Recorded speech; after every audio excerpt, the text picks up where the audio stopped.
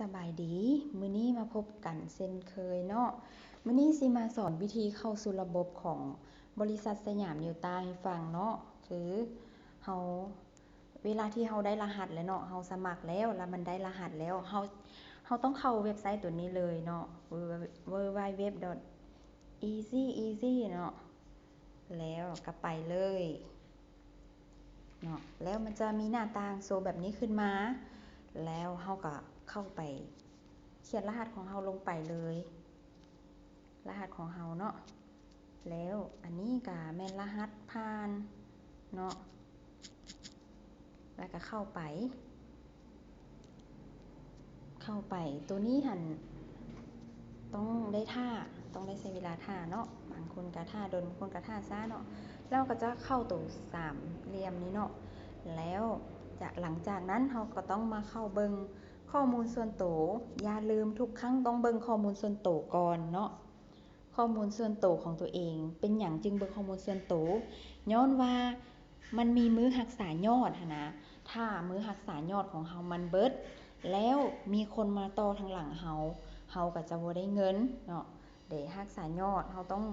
องจื้อว่าเฮาต้องเบิ่งมื้อรักษายอดทุกครั้งที่เข้าสู่ระบบบ่แม่นเบิ่งแต่รายได้เด้อเบิ่ง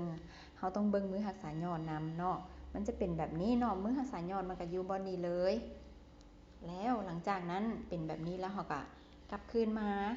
แล้วเฮาสิไปเบิ่งรายได้เนาะเบิ่งรายได้ว่าสิมีรายได้จังได๋รายได้ของเฮาก็อันนี้แม่นข้อมูลทีมเนาะ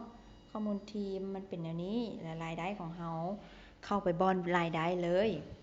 และมันก็จะโชว์ขึ้นมาแล้วแต่เฮาสิเลือกเบิ่งรายได้ตัวใดเฮาเลือกเบิ่งรวมรายวันเนาะมันก็จะเป็นแบบนี้แล้วมันก็จะโชว์รายได้ทั้งเบิดบ่ว่าสิเป็นแมตชิ่งบ่ว่าเป็นโบนัสอีหยังแล้วแต่เนาะมันจะขึ้นมาเบิดเลยเด้มันก็จะโชว์อยู่นี่เลยเนาะว่าเฮาแนะนำได้จักคนแล้วรายได้คนที่เฮาแนะนำหั้นเขาเจ้าซื้อสินค้าบ่ถ้าเขาเจ้าซื้อเฮาก็จะได้เงินเด้รายได้ของเฮามันก็จะโชว์แนวนี้ขึ้นมาเนาะ